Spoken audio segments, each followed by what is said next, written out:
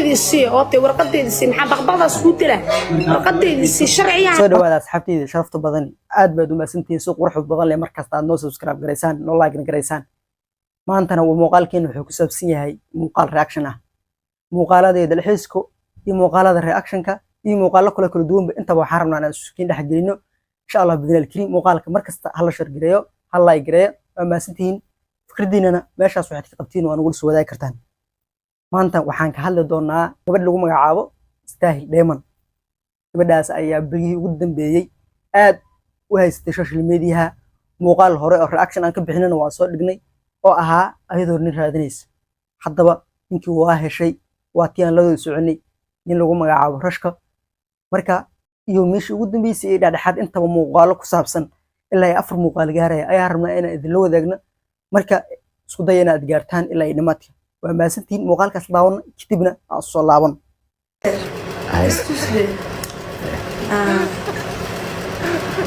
muuqaalkan waa muuqaalkii ugu horeeyay waay macnaha amii ay ishelan waay iyago jacayl dilay waay marka koowaad buu ku bilaabaysaa gabadhan waxa way baxtiga jiraysa fiir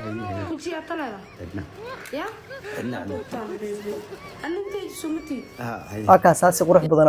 loo faxsan yahay saas loo wada baashaalay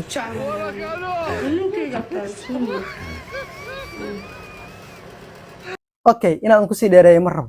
muuqaalkaasi aad aragteen waa muuqaalkii ugu horeeyay ama muuqaaladii ugu horeeyay waaye oo ay soo imaadaan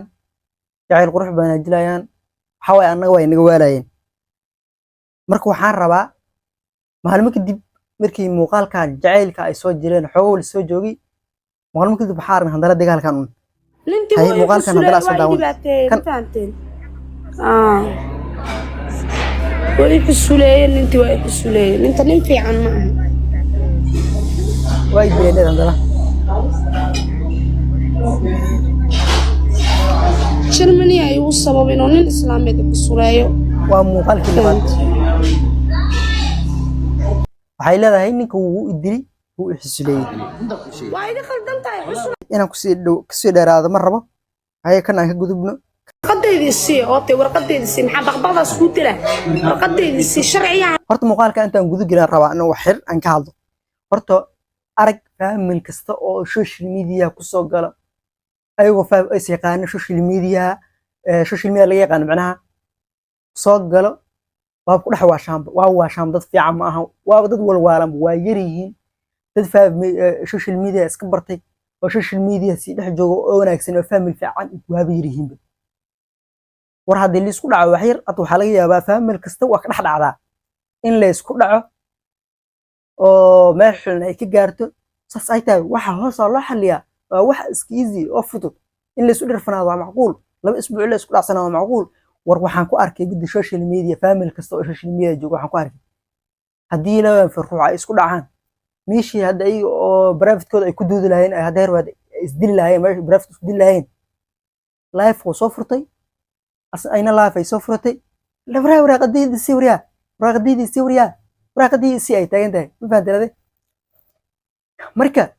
waa dhibka macnaha faamilka ka haysto faam fiican hadaad rabto tiktok iska keen faamilka hadii kala live iska furnaysin waxay isku dhacdeen meeshii oo adinka asxalinayeen waxa laga yaabaa hadda isku dhaca duhurda isku dhacaan aagu waxa la rabaa waxa laga yaabaa